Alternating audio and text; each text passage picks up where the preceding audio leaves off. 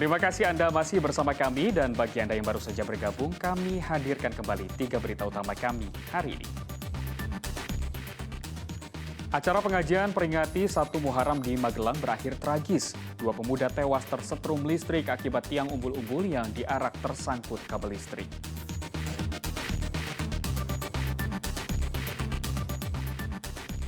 Diduga mengalami penyimpangan seksual, seorang suami di Banyumas tega menjual istrinya kepada pria lain.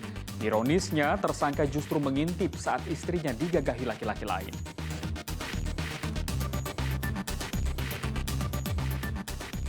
Permintaan meningkat drastis untuk berbagai kegiatan lomba para penjual piala 17-an panen rejeki tahun ini.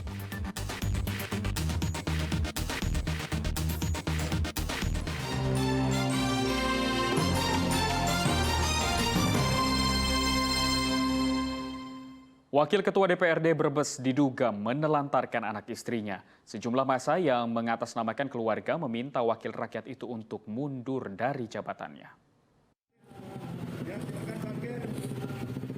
Sekumpulan massa berdemo di halaman gedung DPRD Brebes.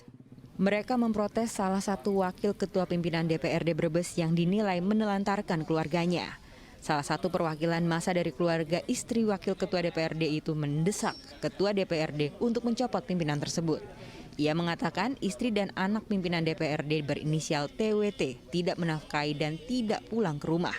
Diduga wakil rakyat itu tengah bersama wanita lain. Sepanjang tidak, karena memang ini juga sebagai ketua salah satu pimpinan ya, sebagai contoh lah, supaya tidak ada yang sama kejadiannya. Ketua DPRD Brebes Muhammad Taufik yang menemui pendemo berjanji akan memproses laporan massa. Kasus ini diserahkan ke Badan Kehormatan untuk ditindaklanjuti. Jadi tidak hanya dipermainkan. Kenapa masyarakat ngamuk? Karena dipermainkan. Jadi tetap ditindaklanjuti, tetapi ranahnya siapa? Ranahnya polisi kah? Ranahnya kami kah? Kan begitu. Massa langsung membubarkan diri setelah protes disampaikan. Mereka berjanji akan kembali protes jika tidak ada perkembangan kasus. Sugiartono melaporkan dari Kabupaten Brebes. Seorang suami di Kabupaten Banyumas tega menjual istrinya untuk melayani nafsu sejumlah pria. Bahkan istrinya dijual ke orang-orang yang masih ia kenal. Kasus terungkap setelah istri pelaku melaporkan perbuatan suaminya pada Mei lalu. Korban kerap dijual ke teman suaminya. Diduga pelaku mengalami penyimpangan seksual karena mengintip setiap kali korban berhubungan dengan pria lain. Usai melayani para pria, korban diberikan uang Rp100.000 oleh pelaku. Korban juga pernah mendapatkan tindakan kekerasan dari suaminya sampai masuk rumah sakit. Pelaku akhirnya ditangkap dan kini terancam 15 tahun penjara. Tersangka dia menjual istri kepada orang lain, kurang sekitar 3 orang yang juga tersangka mengenal daripada orang yang diajak berhubungan badan dengan istrinya seperti itu. Kemudian pelaku ketangkap. Kita beralih ke informasi lain, vaksin COVID-19 dosis keempat atau booster kedua bagi tenaga kesehatan di Kota Semarang mulai dilakukan.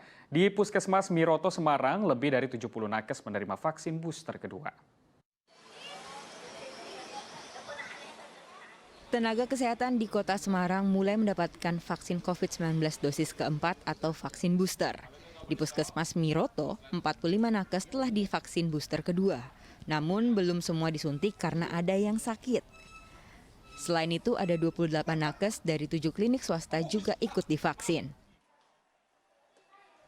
Syarat divaksin booster kedua jika jarak vaksin booster pertama sudah 6 bulan. Untuk jenis vaksin booster kedua dipakai Moderna dan Pfizer.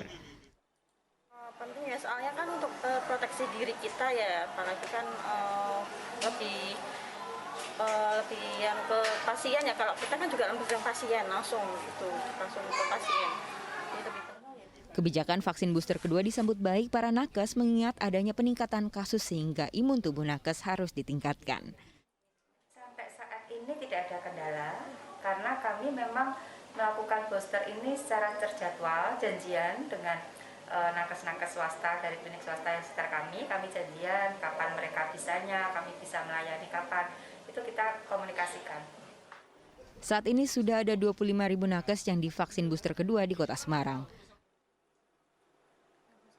Ali Muftagirin melaporkan dari Kota Semarang. Kedatangan dua atlet ASEAN Para Games 2022 disambut ribuan pelajar di Kabupaten Jepara. Penyambutan itu sebagai bentuk penghargaan karena keduanya membawa 4 medali emas. Ribuan pelajar tumpah ruah di Jalan RA Kartini, Jepara menyambut kedatangan dua atlet ASEAN Para Games 2022 yang diselenggarakan di Solo. Mereka sangat antusias menyambut dua atlet ASEAN Para Games yang berhasil membawa pulang 4 emas. Bahkan ada pelajar yang sudah menunggu sejak pagi untuk menyambut kedua atlet berprestasi ini. Pawai atletik ASEAN Games. Nah, mereka dapat apa, Dek? Dapat emas. Bangga nggak, Dek, sebagai warga Jepara, Dek? Bangga. Bangga sekali. Cabang olahraga kedua atlet asal Jepara ini adalah para renang dan para bulu tangkis. Suatu kebanggaan bagi keduanya bisa mempersembahkan emas untuk Indonesia. Apalagi bagi Suban, atlet para bulu tangkis ini adalah kali pertamanya mendapatkan medali emas dalam ajang ASEAN Para Games. Harapan untuk pemerintah Jepara semoga bisa support atlet-atlet dari Jepara. Dalam ajang ASEAN Para Games di Solo kemarin, Indonesia berhasil menjadi juara umum dengan raihan 175 medali emas, 144 medali perak, dan 106 medali perunggu. Taufan Yuda melaporkan dari Kabupaten Jepara.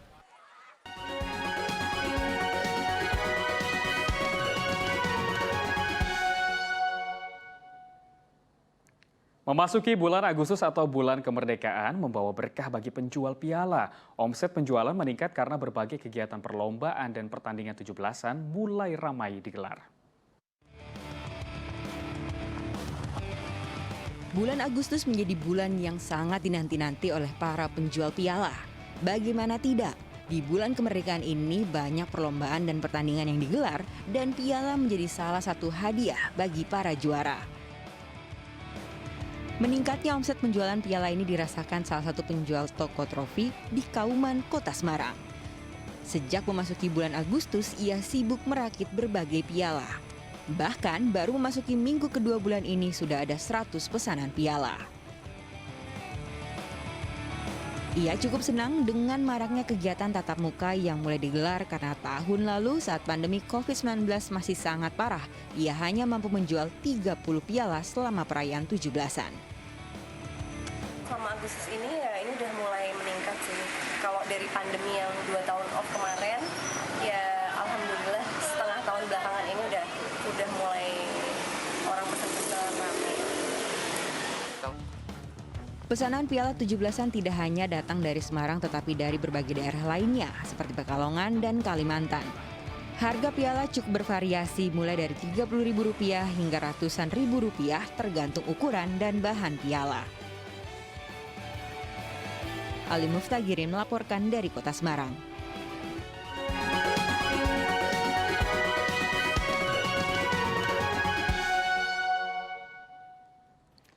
Dan informasi tadi mengakhiri jumpa kita hari ini yang juga merupakan hari terakhir saya menyampaikan berita Semarang. Saya mengucapkan terima kasih atas kebersamaan Anda selama ini dan akhirnya saya Doni Hermatra pamit undur diri dari layar kaca Anda. Selamat beraktivitas dan sampai jumpa.